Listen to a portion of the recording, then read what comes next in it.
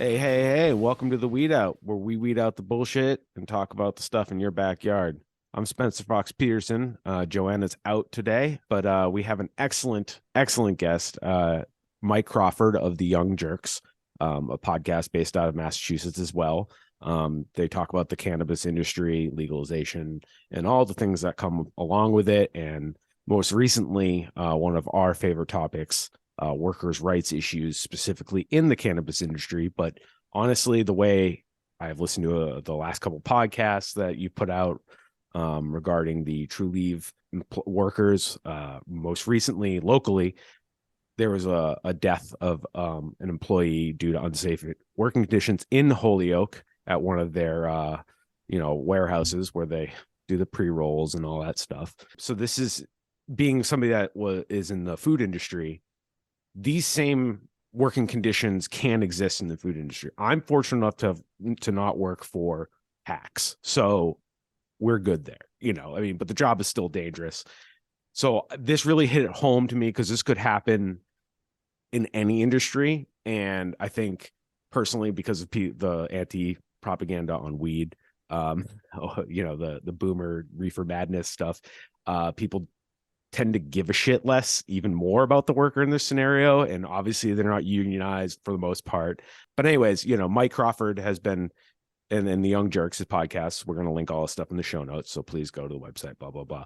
But we're having Mike here today, and he's trooping through the end round of COVID-19. So we're here on Zoom. Everybody's safe and quarantined, but Mike is really toughing it out for us today. So thank you so much for being on the show, Mike. Oh, thank you for having us. And thank you for covering the worker issue in cannabis, especially worker safety is a big thing that we've been covering this year. And some folks have actually brought that up to us. What you said is that, this isn't obviously just cannabis. This obviously like a worker issue almost everywhere right now. So we're definitely aware of that. One of the reasons I think we've focused so much on cannabis ourselves is because it's such a new industry in Massachusetts where so many new jobs were just basically created overnight. You don't see that in other industries. So I think that's also kind of a unique situation. And the fact that it's so highly regulated that we expected much more from these jobs. It's kind of like we were promised one thing and then we were delivered like a nightmare for workers, basically. So it's become a big issue in Massachusetts. And we see this at Amazon and other industries, obviously, as well. A lot of worker condition issues. But cannabis specifically for us, for me, it's something I fought for. I was part of the decrim, the medical and the legal campaign. And especially that last legal campaign, I was actually even in did some TV on that. So like this to me is personal. Like we passed this law and we wanted it to be right for workers, and it's not right for workers. So for us, we want to make sure that workers aren't suffering from something that we actually changed the law on or helped, we're a part of the campaign to change the law. And, this is primarily an abolitionist podcast, but this ties into law enforcement because if this industry fails, and I'm just talking big picture here, they'll just say, see, now we have to go back to prohibition. And the cops want that money back so fucking bad, man. Like, I know how they are about giving up those traffic details to just stand over some traffic cones. They won't give that shit up. They're so, this is just my personal thing, but they're probably so really pissed, and they're a lobbying group, right? So like we need this to succeed for a lot of reasons, because personally, I think decriminalization of all drugs, or, when somebody's using drugs or medicine or whatever you want to call it, let's make sure we're getting them safe shit to use. Harm reduction, harm reduction, harm reduction, harm reduction. And it's, I appreciate, because workers' rights, as much as good product, are better for the community no matter what. Because I think they go hand in hand. Consumer right. and worker hand in hand. It's like the same issue basically. And I agree with you 100%. Like as someone who wanted this to happen, has seen it happen, we don't like, this is turning me against what I wanted before. You know what I mean? So like if I feel like that and I was the biggest proponent, how does the average person feel? So we need to get this right. The industry needs to get this worker and this consumer safety issue right. And it's funny because 5 years ago, and even before that with the medical program, the first question we had at the first hearings, my friend who passed away 10 years ago, 2013, Michael Malta, when we went to the DPH for the first medical regulation hearing, first thing we said is, how much is this going to cost the patients? All these regulations, how much is going to cost the patients? And that has continued to be like what we've been asking, but now we're also asking, how much is this going to cost the workers? Because it's the workers and the patients who are suffering the most here, the workers and the consumers and the patients, right? So we should all be asking those same questions. And nobody seemed to give a shit until Lorna McMurray died. Like 5 years ago, we were covering the mold and the issues going on at other dispensaries. We've been covering that all over the last 5 years. Every year we did another one, another story about another dispensary group, more workers complaining, same stories over. Nobody in the Boston media would pay attention. Nobody would cover it except for us.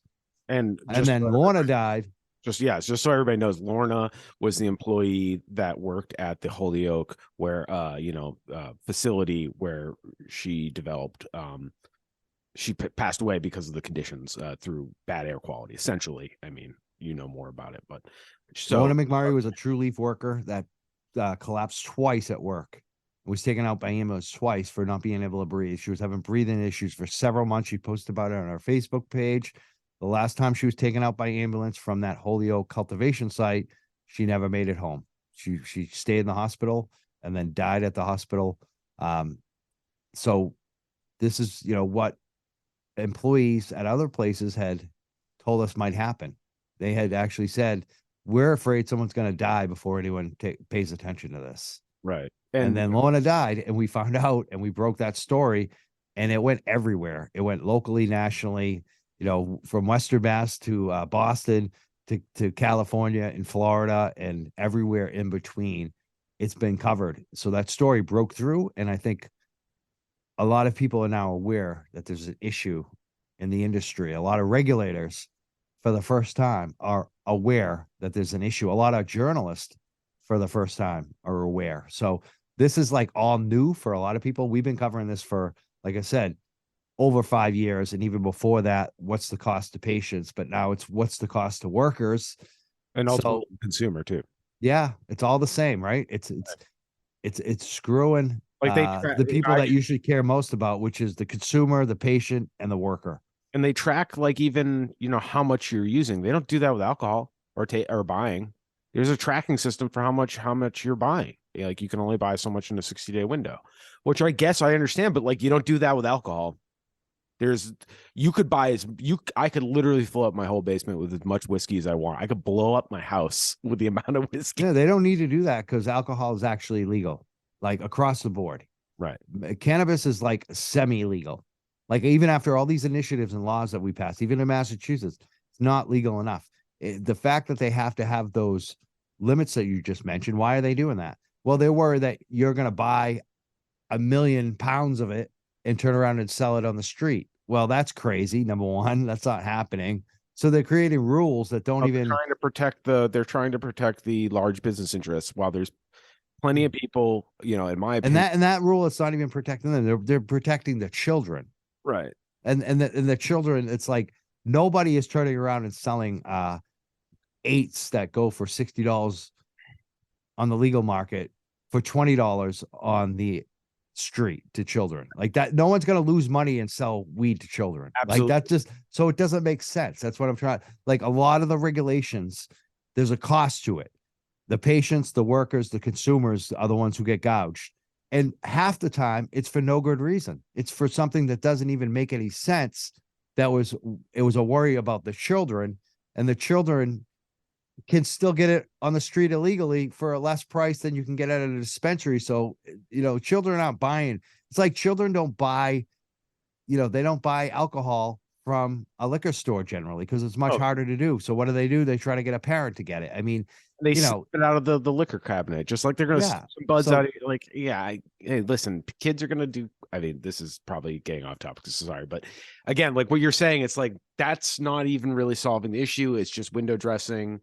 It's just another thing to make it look like we're doing something. This is how a lot of laws are in Massachusetts and regulations. While some are good and thoughtful, sometimes there's these types of regulations and you're like, what the fuck? Like all this red tape, and for what? You just, it's an overhead thing. And yeah, it's not good, man. And the idea that they will track so closely something you're putting in your body on your own volition, it's like, I thought we were Americans. I don't know, it just seems a little weird. um and not everybody has access to growth themselves. Not everybody has access to a caregiver that it's good to have a source you can trust, right? Like I sell meat and fish, right? So obviously you don't want to deal with somebody just dealing out of the back of their van. Like you got to be legitimate. You got to make sure your refrigeration's right. There's regulations we roll by, and it's also like a quality of living. It's like in best business sense, like customers get confidence and then they want to stick with you because your shit's good and it will speak for itself. I don't know if that's how I always thought business worked. How my dog walking business works. Right. So many times the first time I meet someone, I give them a price and they wince. They wince at the price. And then later on, they're just voluntarily throwing double the price at me, like without me even asking. Huh. Do you know what I mean? So Good for that you. happens to us all the time. You know what I mean? It's like, talk about, trust. Dog walking and animal business, animal care, pet care is a high trust business. You have to have the trust. You have to know what you're doing. You have to care about the pet. But once an owner knows that, and I think cannabis is very similar. And I think that the customer and the consumer, we should give them more credit. If you give them opportunity, they'll find the best for them. They will. Like just like pet care. I believe that if you give people an opportunity, they're going to go to what's best. And even how these businesses come in, like Holyoke, right? It's no Holyokers that are really invested unless they own the real estate. That's the only people benefiting in Holyoke. And they're the same ones fucking over all the tenants. That's why, we had on JR from the tenants union on a few episodes back in December.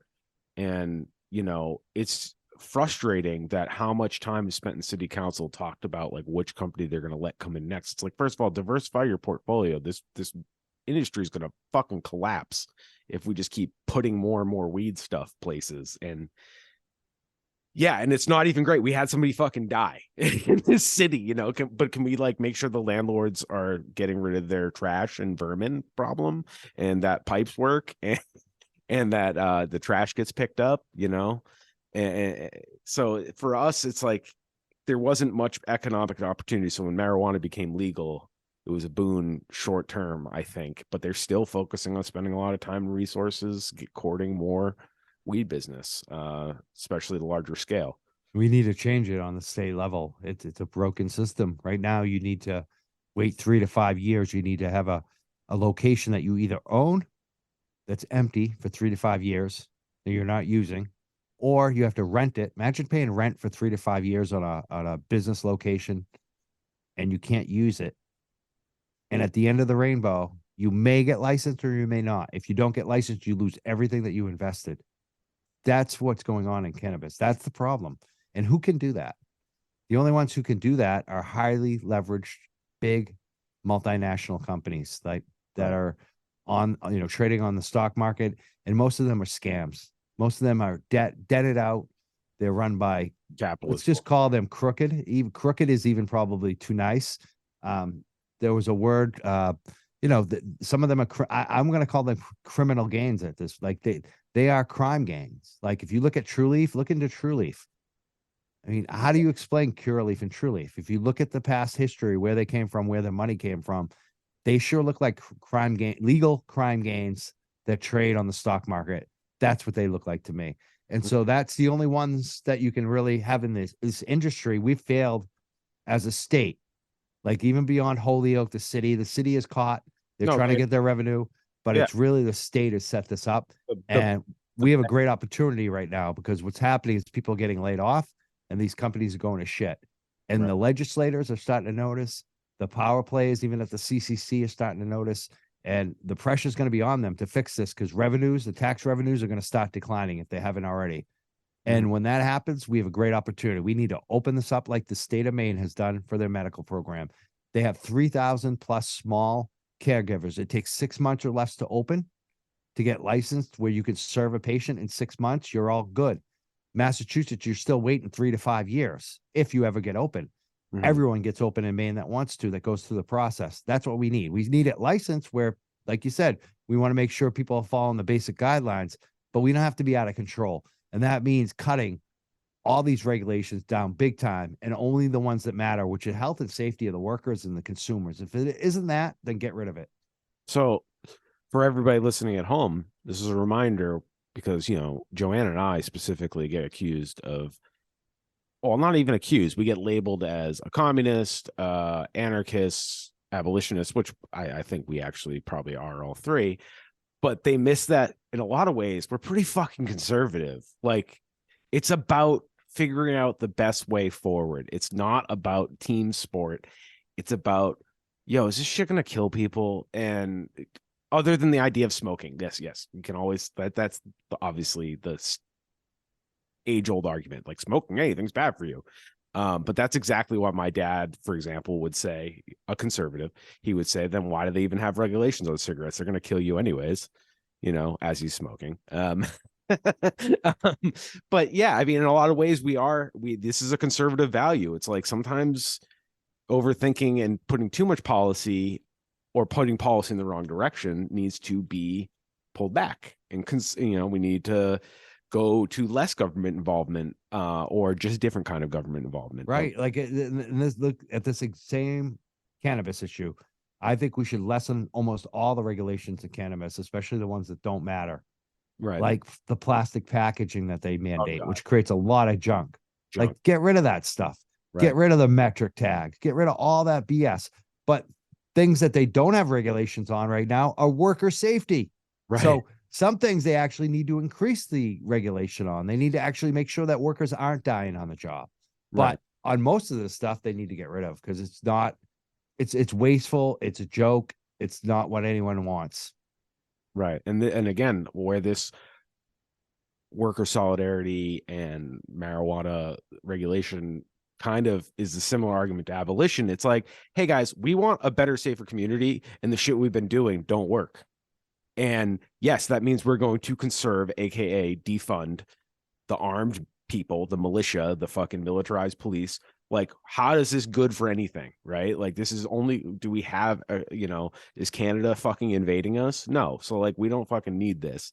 We need people that can respond to crisis, people that can not everything has to be a federal case, not every, yes, people, bad shit can happen, but the community has to work that out, right?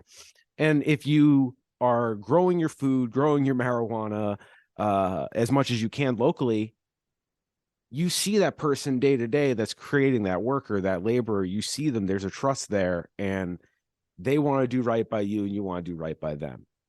So putting it in the hands of these big corporations and big institutions that dominate and don't share the wealth and don't spread the wealth out, that is how we get these situations where workers are dying, customers are getting bad product that's going to kill them potentially, or does, or gives you heart health problems. Like, I've been smoking marijuana since I was probably too young, right? Like, I was coping with anxiety and all sorts of shit in hindsight. So I definitely smoked some shit that's probably destroyed me. Like, I'm going to be reaping. Do I wish there was less street drugs in my system over my life? Sure.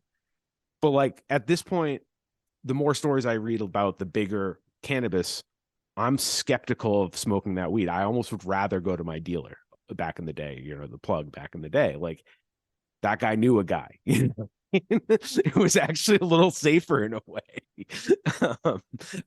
That's the scary part, is that we're supposed to be protected by the regulated market, but we're really not. And even with the testing, even with all the regulations, I feel safer up in Maine, where there is regulation, but there's 3,000 smaller guys, or smaller guys or girls who are in business. Like, it's craft cannabis up there. Those 3,000 small medical caregiver companies that they have up in Maine, like, you're talking 5 to 10 employees each. Right. That's the way it should be. Like, one person, a crew of people. That's it. It's just That's a small company. That's what we need in Massachusetts. We need all of that, and less of big multi-state national corporations like Cureleaf and Trueleaf and, you know, the rest of Verano and INSA, all these big brands need to go. Like and you know, in Maine, they have a spot they can actually open up there, but they get to open last. And that's the way we should have done it, Mass. Instead of Massachusetts, we let the biggest brands open first. And now we're trying to let the small brands open now. In Maine, they did the opposite. They said, we're going to let everyone do medical caregiver first. And they did that for decades. And then later on, they let the big dispensaries open. That's the model. That's a much better model, in my opinion. Smaller is better, easier to regulate, safer for the customer, safer for the worker. Smaller in cannabis is better. Just like a small winery is going to be preferable than, you know, a big major corporation that, you know, is trying to sell millions of bottles. Same thing with meat. I worked at a whole animal meat butchery shop, nose to tail. And yes, was a little more pricey. Yes. What do I wish we could have made it more affordable? There's part of the reason I don't work in that industry anymore, because I realized, you know, it's just, there was most of our customers meant well, but, you know, they had a lot of money and that's how they could afford to do it. And I wanted to figure out ways I could help my community more directly instead of just grinding my life away. But the thing I can tell you about running a small butcher shop is exactly what you're talking about, the wineries and small cannabis. Yes, mold is going to happen on meat. Things are going to happen. But you know what I wouldn't fucking do is if I had 20 pounds of sausage and the 3 of them sat over a weekend and it was too humid in the walk-in and you got some mold on the outside, I wouldn't fucking wipe it off with vinegar and throw it in a vacuum seal bag. That's asking for a fucking problem. Now, is that sausage probably okay? Yeah. But you know what that became? My fucking dinner. You know what I mean? And it wasn't anybody else's fucking problem. But we only lost like a pound or two of sausage if that happened, as opposed to a whole warehouse full of sausage. But the big companies are like, all right, you know, the USDA will come in and be like, oh, you know, they might, you know, there's too much money on the line, you know, to just, and I don't want to waste a whole bunch of food. So you're like, it's both and, like, you're preventing food waste. Yes, you're making, it's not as streamlined, quote unquote, because if every town has a butcher shop, of course that means that labor is going to be every town. But those people will give a shit about the food. They'll give a shit about the farmers raising the food. Everybody will try to make sure everybody gets paid. And that was one of the nice things I learned about working on such a small scale. So I can extrapolate that to marijuana or wineries. You know, I would much rather know my pharmacist personally than go to CVS. Me too. And I hear there's a lot of food waste too in the big cannabis space. Oh God, I can only imagine, you know, because like when you're growing that many plants in a small space, like you're gonna have moisture issues. I'm sorry. Like this is you.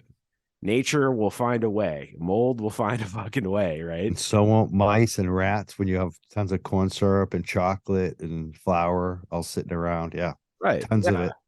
So of course, you know, for random fact for anybody listening, you know, when they say don't eat cookie dough because you'll get salmonella and you think it's the eggs, it's the flour, because the flour is raw. That And makes sense. in these big mills, mice and other things run through the storage area and they're just big piles like sand, right? So anything could be contaminated, right? Yeah. So same thing. You know what you're doing. If you're raising your own eggs, you can eat that shit raw because you know every step of the process where it was. Same thing with marijuana. If we could bring down this scaling a little bit and you can trace it back, and also that means shit's not ending up 3,000 miles away from where it was, and then you have to recall from that far away. You know, that's how meat used to work. When my dad was a kid, they went to the local, every region had a couple slaughterhouses, and you brought your cow and you saw all the other farmers there, or the farmers in the same area would pull together and one person would trailer it over. And that was what you shared that shit on your street. You know, the dairy farmer, the pork farmer, the chicken, the vegetable farmers, they all shared, right? And that's kind of communal living. And, you know, that same process could work with marijuana, and it should. I mean, if we're calling it a medicine and it's supposed to be anti-Western medicine in a way, it's not this pill formed thing. Like, this should have human interaction with it, you know? That's why going to your weed dealer back in the day felt fine and normal, because it was communal in a way. It was the same guy. But now when you go to these big weed stores, it's I no mean, who else do you see once every week or two, like consistently? your bartender, your Like, therapist, your yeah, I mean, some people have a bartender, but most people who smoke weed barber, or they don't have a bartender. They have got a weed dealer. right? Or they go to their barber, their Yeah, therapist. yeah. I They mean, that's it. they Or a teacher, or yeah, or a parent. I mean, it's like that. So yeah. It's and now every store is like going to buy a new iPhone. yeah. Well, that's the thing. Like, I have different experiences. If I go to a Massachusetts store, it's like going into see whoever's at the desk of an iPhone store. If I go to Maine, it's like one or two or three or four or five people I know. You know what Wow. I mean? Like, I know them all. I know who owns it. He sometimes delivers. You know what I mean? It's like, and I know his employees. Like, I like, oh, it's that one. It's that. You know what I mean? Like, I know who they are because it's the same ones every time. And the turnover in Massachusetts is like 50 to 70% a year at least. So Maine, it's like for years I'll see the same people there over and over and so it depends on what we're talking about. I think Maine is what people, no matter where you are in the East Coast, if you want to know a program that works in cannabis, look at Maine medical marijuana, Maine medical cannabis, the caregiver program. Nothing competes with it. Well, that's cool. Quality, price, selection. It's got everything you want there. And not to be too cynical, but is there does the state benefit? Do they get some sort of tax revenue? Or Yes. Yeah. They even have local taxes within the towns. Okay. Yep. And they're doing really well up there on it. Now, unfortunately, their adult use is written by the big cannabis people. So it's not like medical up there. So what you're seeing is two different markets in Maine right now. Mm-hmm. Mm. Yeah, that's uncomfortable. And they're trying to don't kid yourself. The big cannabis wants to shut down that Maine medical. You know Right. what I mean? So they don't like it. They don't like that there's a bastion of freedom for cannabis users and workers up in Maine. They don't like it. That's very frustrating. It's So great. It's there though. I mean, for so patients, it's amazing. It's amazing just to say, hey, have you tried Maine? I know it's illegal for you to transport it back, but you should at least give it a shot and see what you think up there, just so you can have a taste of what it's like, even if you're just going up there on a weekend and just trying what they have. right. And a lot of patients like it so much they take the risk and then drive right back with the product. And I don't blame them. Any federal officials listening, I don't tell them what to do. It's up to them. The law is ridiculous. You should be, I should say that too. Like Maine medical marijuana, like a lot of states, has reciprocity. So if you have a card in Massachusetts or Rhode Island, you can go to Maine and get served at a medical cannabis facility with your Mass or your Rhode Island, New Hampshire card, and they'll accept it. The state law says you can use it while you're up there as a tourist, on vacation, but you're not legally supposed to drive it back cross state lines because it's federally illegal to do so, and you can get arrested by the feds. FBI Jim, if you're listening, I know you're But a listening. lot of patients do, and I don't think the feds actually care. I don't think that they want to encourage people to do it, and Right. I'm sure that they have arrested people for it. But I think the FBI has better things to do, and I think even they know that at this point, and then even the DEA. I think that they don't want to arrest someone bring 2.5 ounces back from Maine that has MS or cancer or bad back or anxiety or whatever it is. I don't think the feds actually give a shit unless you're doing it as a business and you're importing the pounds. If you're doing that, then Fuck, I think they will care that fuck you, pay situation. me, Yeah. federal government. That Exactly. all that sounds about right. And just before we go too much longer, I how long have you been doing the Young Jerks? Oh, wow. I think it's 9 years now. Okay. And And so we had a show even before that too. So I've been you're like podcasting the for a Joe while. Rogan of marijuana. No offense. I don't like Kind of without like with one millionth of the listeners. well, listen, Yeah. stupid cells. I know, right? Yeah, People like you. It's so funny. People are like because like anytime you have a show or do anything online, everyone always accuses you of clickbait. of I said, course. if I was clickbait, do you think I would be doing the show I'm doing? We don't get Like, accused of clickbait. We get accused like, of like pushing use an your agenda. brain, people. we get accused of pushing an agenda. I'm like, oh, I don't want the government to murder people. I'm sorry. I'm so fucking sorry. Even if somebody murders somebody, I don't think the government should murder them. Like, what are we talking about? I don't want to ever give any government the power to murder anybody. I don't think I'm that fucking crazy. But how's that an agenda? Like, how dare you have a heart? That's your agenda. So that's what we get accused of. Clickbait on your end. I would be honored to be accused of clickbait. That means that we said something that pissed somebody off. And I'm like, oh, an hour conversation is clickbait. Interesting. Right. Yeah. Like that's our format, an hour conversation in depth. That's clickbait. Okay. So yeah, how often? So you do your show roughly once a week at least? Yeah, we used to do it every week. We used to have like a dedicated studio that we would do at the same time every week, and then COVID hit, and we were just like, I don't know what we're gonna do now. And then we started doing shows once in a while, and it's even every like couple months, even like we weren't even like we kind of like took but we're like back now, and we're just doing one when we want. Usually, lately it's been like twice a week, actually, sometimes even more. It just it depends when I have time and I have guests that I want to get on. Right.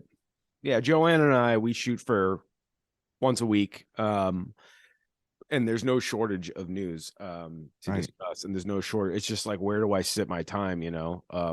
Like we pay attention to a lot of local town halls and stuff because you can only I've given up dealing with the state personally, and kudos to you. Like my limited experience with talking about anything harm reduction, even regarding the police, just harm reduction, not abolition, not even defund, just harm reduction with our local state representatives, whether it's Joe Comerford's office or Senator Vellis or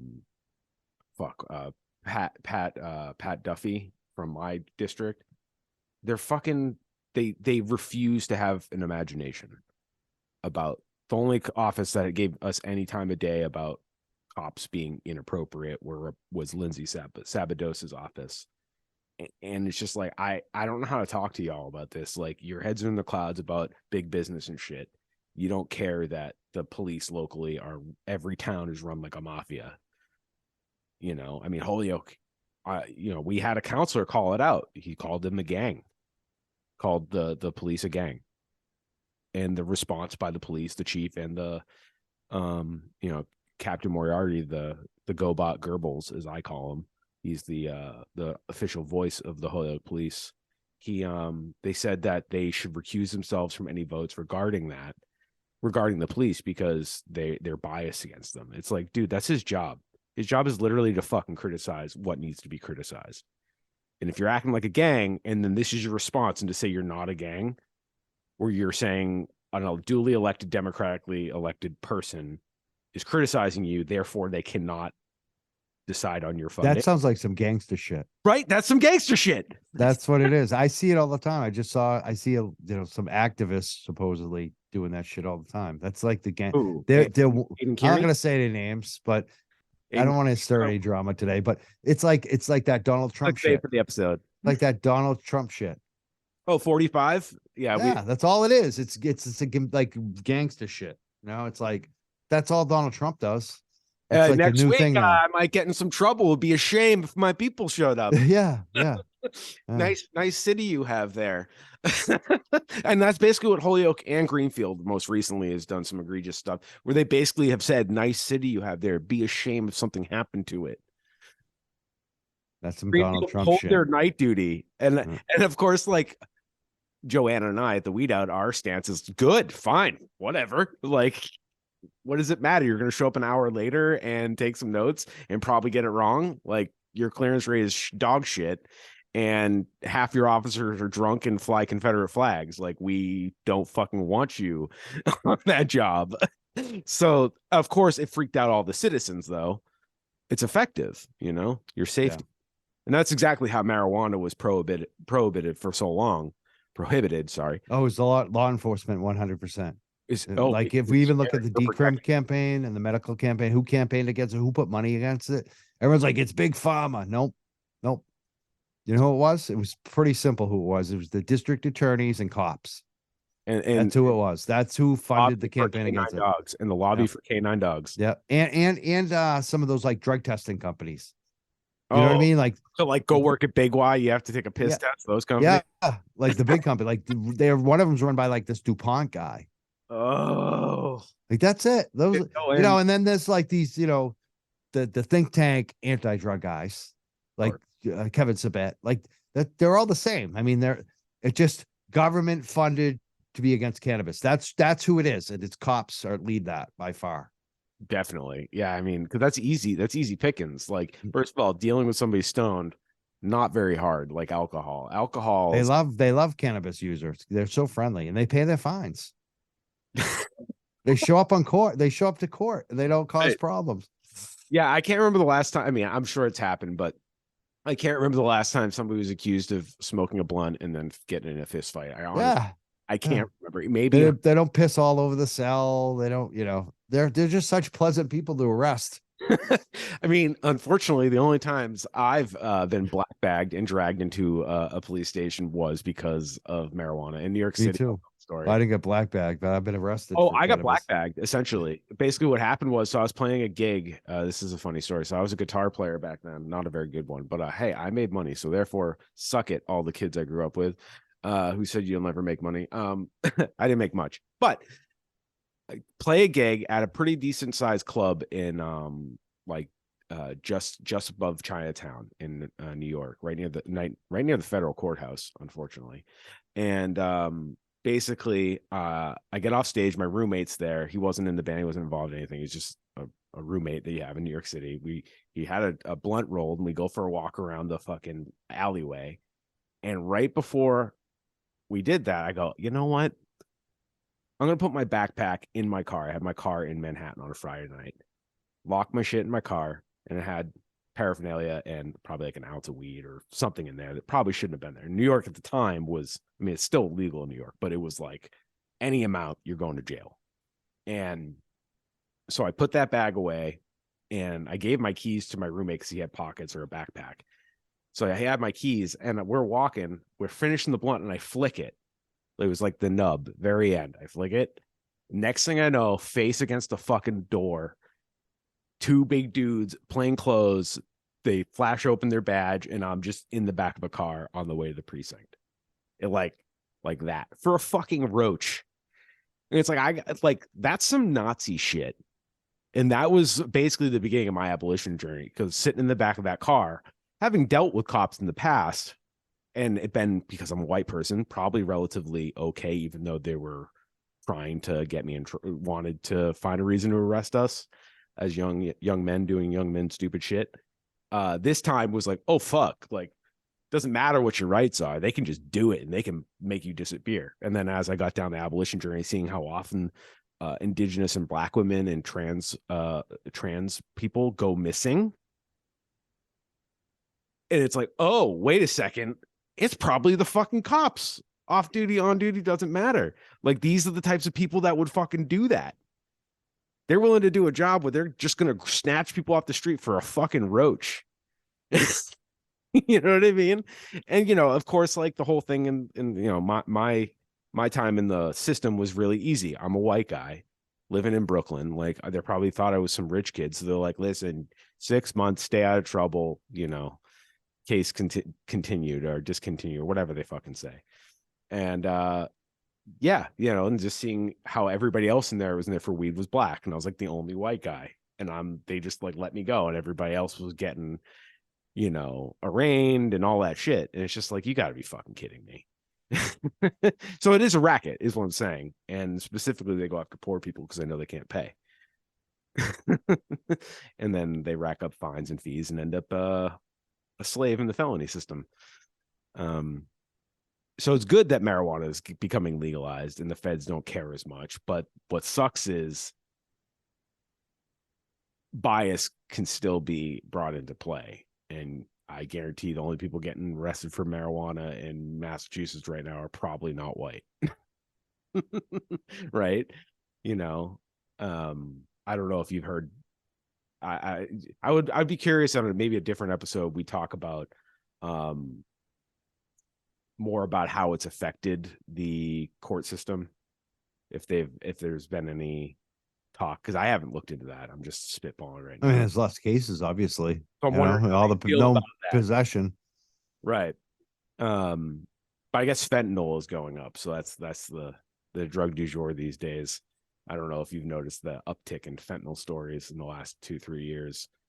I mean, it's everywhere, you It's know. like old cop. It's like there was just another one this week where the cops, one of the towns, were cautioning people St. Patrick's Day weekend, don't be careful what you snort. That cocaine you think you're getting is probably fentanyl. So I mean, And that's a lot of overdoses too. true. So I mean, it's reality too, though. I mean, I can't blame the cops for that because you know sometimes the cops do good things. So, but I mean, like So this is an issue. Like I'd right rather now, hear, is the fentanyl I is personally would is rather hear that from the medical experts, because the cops have no, I hear large, like you, their but unions are pushing the whole you can touch fentanyl, no, and I hear that's a bunch of BS. that's why I I'm with know. you. They don't have a But there is an issue right now. I mean, oh, that's the big absolutely issue is that people don't know what they're getting.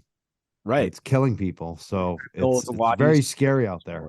It's a lot easier to And that's transport. another reason why I think that we need to completely end the war on drugs. And we Right. need to get it right when we do legalize it. Because when you send people to the street today, it's not what it was in the 70s. You don't know what the hell you're getting now.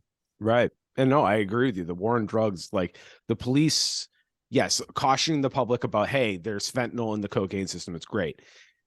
But my thing is, like, we all know, everybody, like, anybody that's in the DEA or anybody that's in the business of knowing, they know how this shit's getting in the country. It's not through quote unquote mules. That shit's coming in on cargo ships, dude. It's coming through the postal system. They know. It's just, the main source are people that are probably connected, oligarchs, whether they're Chinese or Russian, doesn't matter, American. We don't say that word very much in America, but it's we know the CIA put crack in New York City in the 80s. I mean, they've always but admitted to it. So it's like, who's to say that the CIA is not buying fentanyl, And I but think this a lot shit of times how it is works too real. is like what happened in Boston with the FBI is that they pick one side over the other so that they can take down one family. Hmm. Like, you know, in Boston, they wanted the Italians because the Italians were in the Godfather movies. And so it Right. made better press to go after. And who traditionally ran Boston? It was the Italians. It was La Costa Nostra. You know, it was the family. It was the Italian mafia. So they used the Irish mafia who worked with them to Yep. take down the Italian mafia, but the Irish mafia ended up being more violent and they got away with everything for They have, decades they because have they had monopoly. FBI protection. Yeah. Yeah, they So have I think monopoly. that's what happens, you know, whether it's Sinaloa or MS-13, whoever it is, there's Oh, New government York City. protected gangs. New York City with Giuliani and former President 45. I mean, the Russian mafia basically cleaned out everybody from Coney Island. And that was basically, they were able to get all the dirt on the Italian mafia and all the other mafias, the black gangs and all that stuff, because the Russians were working with Giuliani and et al, like that SDNY and all that stuff. And yeah, it's a story as old as time in America. I mean, it's just five corporations and gangsters in a trench coat. And yeah, it's the FBI and the government or the police, the local police, they got to pick their side, to get the information on the other, because the way the laws are written, and this is all stuff that causes daily violence, and we can do it. And it's through boring policy and thoughtful debate over every possible outcome of said policy, and putting people over profits. I mean, I think we could agree on that, right? I hope so. People over profits.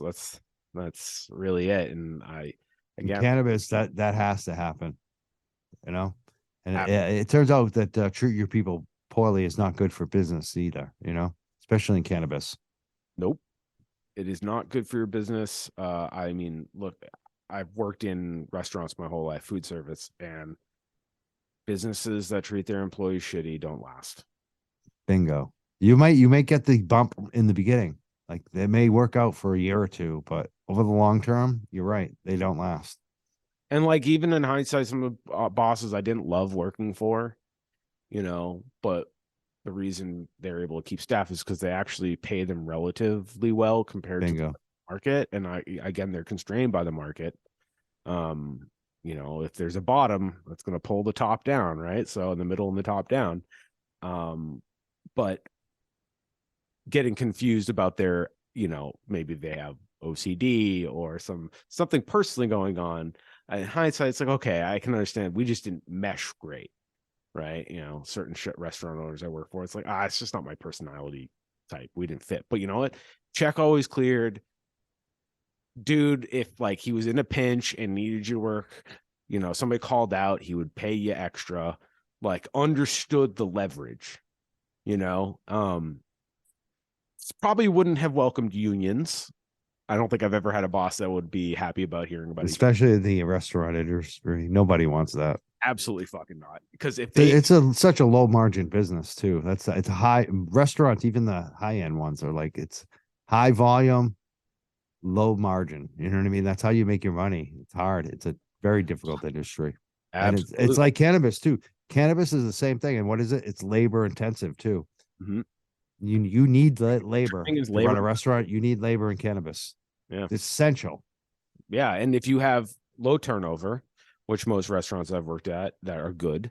For example, I help out at a restaurant in East Hampton, daily operation. I do their butchering, like ad hoc. I'm not like a full-time employee, but they're rad folks, man. Like the owners are there grinding with you, and they don't do anything they wouldn't expect anybody else to do, and they pay people again relatively well for the market. It's not a easy market, like you said.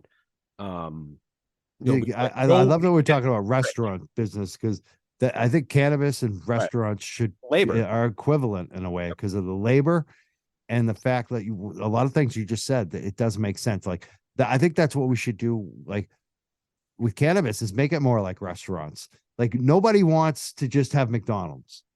Mm-hmm. You know what I mean? Every town wants their own original towny spot that's different. That you know what I mean? That's Absolutely. Not like the next town over. So like we need the same in cannabis. It's like Absolutely. And low turnover jobs, Yeah, and when people aren't turning over, they're gonna get more efficient with the shit you're buying. They just are. Like, and they're gonna know your customers. They're gonna know the market. They're gonna have knowledge. It's so much better that way. Once you get in a rhythm too, where every week is starting to be the same, the machine can go for a while, and people will be happy. And money will be made. Yeah, nobody's gonna get fucking rich. We don't, it's about putting out a good product that you feel good about, and you don't hate the people you fucking work with. You don't hate your customers. You don't feel burned out. It's really important, and we've just gotten so far away from that concept.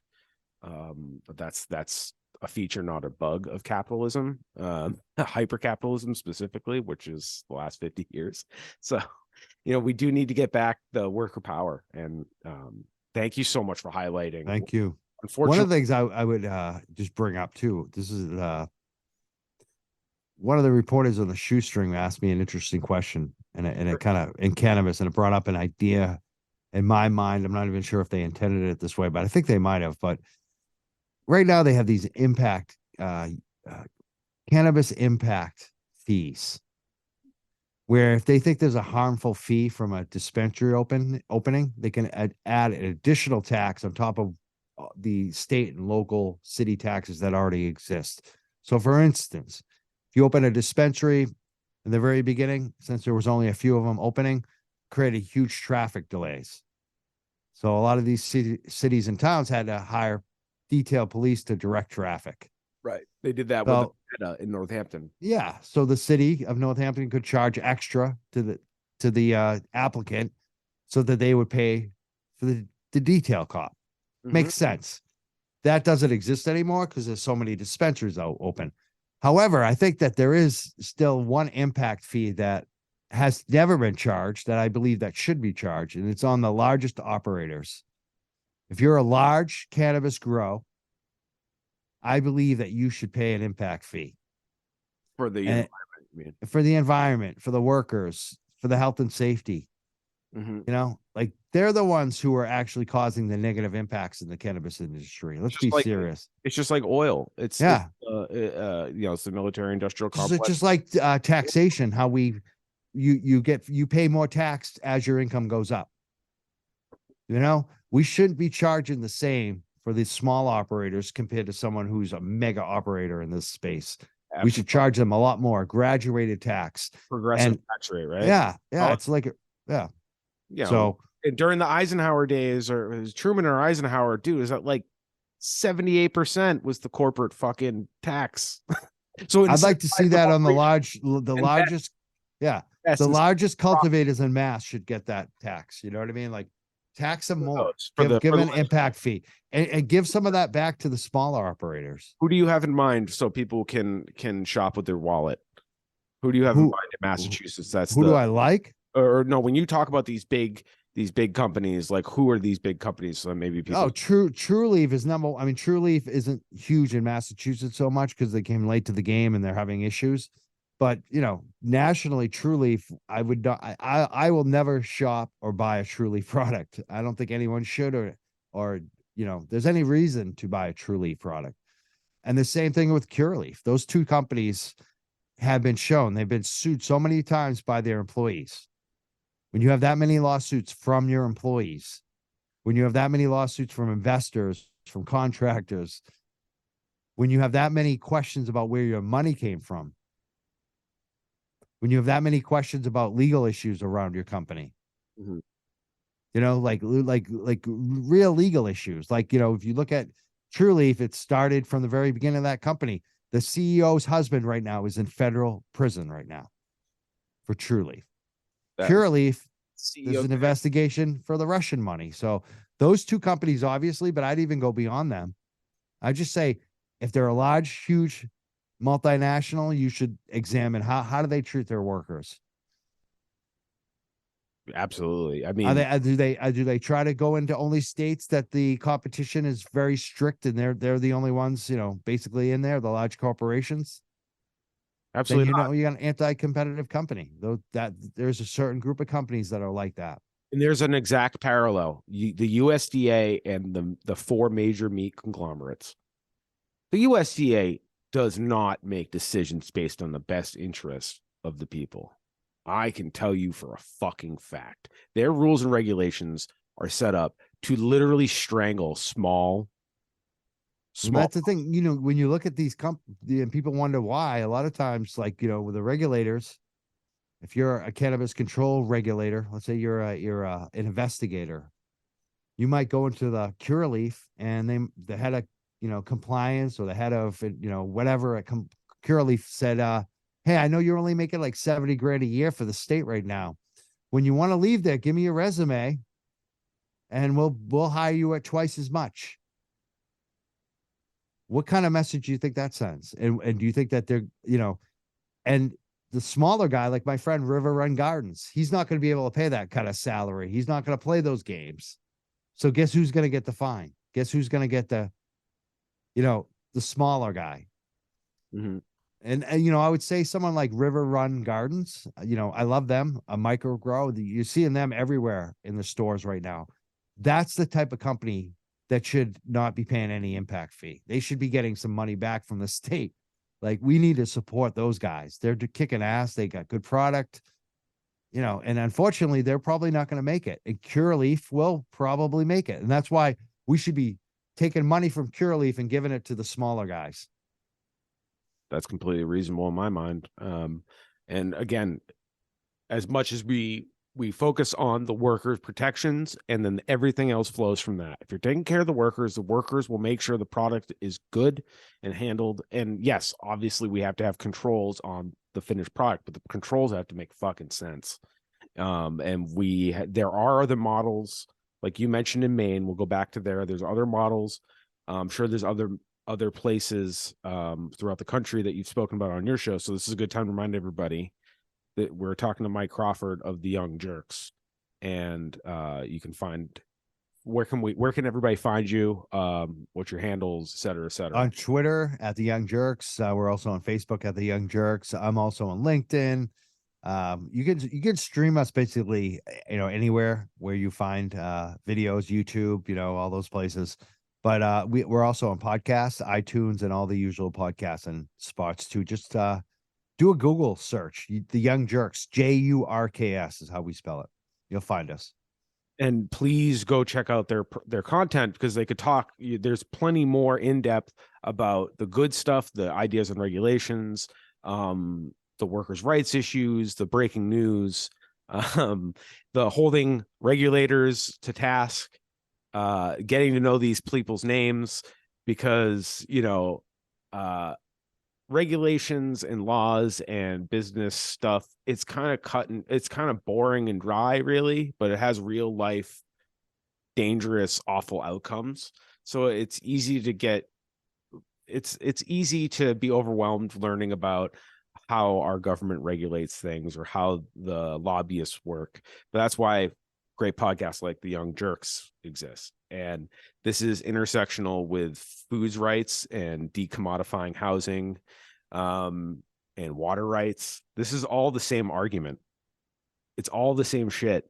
Everything is geared towards the big guys, the oligarchs, the corporations, the 1%, whatever the fuck you want to call it. It doesn't matter. You know what I mean? They're the shadow, they're the deep state, whatever you want to fucking call it, whoever's listening, right? It doesn't matter. Yes, we're all feeling this. It's all big money, and we're all just little ships in their wake. And this can be better. We can do better. And we have to put pressure on our, elected officials. We have to talk to each other so we're all on the same page. And then sometimes you don't know how to say it. So share the Young Jerks podcast, share the Weed Out, right? How we do it, talk about the shoestring. You brought the shoestring. Joanna and I have written for the shoestring in the past. We are going to have the editor, Will, on our show in the coming weeks, talk about just all things shoestring and running a local newspaper. And, this is how us all networking and working together. And the Weed Out's not everybody's flavor, right? And maybe not everybody's as jazzed about cops or the legal system, but they care about alternatives to Western pharmaceutical medicine, or just the general ability for people to freely put marijuana in their body, and hopefully it's as safe as we can make it. So please share all our stuff. Mike, do you have anything you'd like to, kind of say to the I would just say check out our recent episodes. We've got a bunch of True Leaf whistleblower shows that we just recorded with a bunch of folks from Florida that dropped a lot of knowledge. We have a major couple shows coming up in the next couple of weeks. Even this week we have a Mass State Senator talking about a cannabis control oversight bill. It's going to be very interesting on Monday night. And on Tuesday, I think we have our biggest True Leaf whistleblower from Florida ever. He's going to drop a lot of crap that's just going to blow people's minds. Stuff that I've never heard before, that my jaw dropped when I was talking to him. So Tuesday night, I think, is going to be a major live show. You can always catch it on our podcast later. I would love if people share, like it, review it on iTunes, especially, but wherever you're listening. And also, we have a event that we're working on right now. It's going to be Sunday night, May 7th, at the Rockwell. It's a small comedy theater in Somerville, Massachusetts. It's Davis Square. It's going to be a fun time. We're going to do what we call the Young Jerks Cannabis Worker Awards. We're going to give a bunch of awards away to workers, and it should be a great night of networking. We're expecting a really fun night. So I hope people can show up for that as well. May 7th, Sunday night.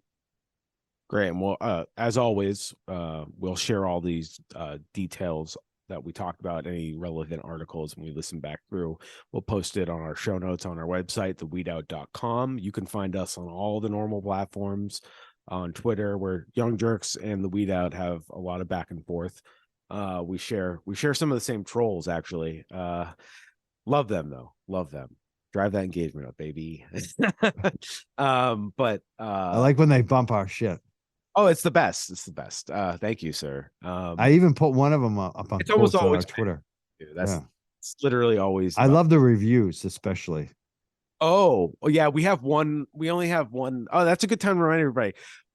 We need to go negate the 1 stars we've gotten from our Twitter trolls. So mostly 5 stars, but yes, there are some ones. And please go to our podcast algorithms, both the Young Jerks and the Weed Out. Help us out there. But also word of mouth. Word of mouth is what is great. Some of those ones told like we've had some of that happen too on our iTunes, and it's actually really helped us. Like one of them, there was a couple of them actually. We were covering I'm not even gonna just say this dispensary at this point, but we were covering one of the dispensary groups not doing the best to their employees. And it was the managers are so stupid they didn't even realize that they were using their own name up there on their iTunes account, or the girlfriend's name. That's what it was. It was the manager's girlfriend's name. So they put a nasty review and then told us who it was. And we showed it to the workers, and like we got like, 10 or 15 of them like gave us a good review after that. Right. It was awesome. So sometimes the negative reviews are very helpful. I really appreciate those. Well, it's like, the Weed Out's number one troll response is usually, what are you gonna do when somebody comes to break in your house? It's like, dude, they're gonna break in. I don't know what to tell you. I got a baseball bat. So you're just telling the whole world you don't think things through, do you? Like, I'm gonna let them probably take most shit except for like my personal safety. Go ahead, steal my TV by force, whatever. What the fuck? It's a thing. I'm not gonna fight you over this. Yeah, I might. I'm kind of. I'll possess my stuff. Well, okay. I'm a caveman. Okay, there are certain things like my Don't touch my weed. Don't touch my weed. Yes, don't touch my weed, because that's how the world is safe from me. So that's important. That's an everybody thing, right? That's not just for me, that's for everybody. Number two, don't fuck with my truck because you're gonna fuck my life up. I need that for like work. Literally, I need a truck, so don't do that. And don't touch, I guess, my guitars or my family or my pets. Oh, please don't. But yeah, if you like throw eggs in my house, what the fuck ever. Like next time I see you, you might get some eggs back. I don't know. Yeah, exactly. Like you're taking that in your own hand. You're like, can you clean that up for me? Right. So it's like these people, it's just like you live in fucking La La Land. And like we were talking about how the cops blatantly lied about killing George Floyd, or blatantly lied about Tyree Nichols, or blatantly lied about killing a woman in Easton, and then selling it as, we need more money so we can train our officers to be social workers. It's like, what the fuck are we talking about? We're trying to like just end needless death because of pride. It's sticking to something that we have been told works. And we just got to think outside the box. And we've seen the end of marijuana prohibition in our lifetime, right? So this is a good opportunity to think outside the fucking box. This has been 2 generations. This was prohibited. Like alcohol didn't even last 5 years. So it's like, and we need to have a conversation about how alcohol is not regulated at all, and look at the fucking carnage it's done to the world. Think about how many stories like that guy was a raging drunk, and his he was some famous general. It's like, oh great, so the world is shaped by alcoholics. But yeah, marijuana, you're going to track how many ounces I buy. Weird. But okay. Last I checked, nobody was getting high and trying to fucking become Napoleon. So and that's kind of why the Weed Out has its name, because Joanne and I are we make the world is safer with marijuana in us, because it definitely balances us out. Alcohol, I think both of us still drink, but we recognize that alcohol can go sideways, especially if you're drinking in public and some bootlicker says some wild shit, like check the troops, and you're like, fuck off, dude. So I don't really drink in public anymore for that reason, because I get a little too loose, a little too brazen. And I guess you're free to have your opinion, man. Like, marijuana helps. It's a good thing. We should probably get a lot of these dudes off alcohol. I think we'd have a lot less beaten wives, a lot less beaten children, a lot less beaten coworkers. Having worked in restaurants, like anytime tell me a about it. problem happened, was alcohol was fucking involved. Oh yeah. How Anytime many times a you knife got fucking raised, shit? Yeah, it's true. it's always the end of the shift. You've been on each other's nerves. You're drinking a couple beers, cleaning up, and two guys get at each other's throats. And it's always men. Let's just be real. Yeah. Yep. Men and alcohol in this culture. And it's like, and we treat the way we treat weed. It's just so like, but the real problems, right? Or no, not the real problem, but a real problem is right here with alcohol. But yet, you can go to any bar any night,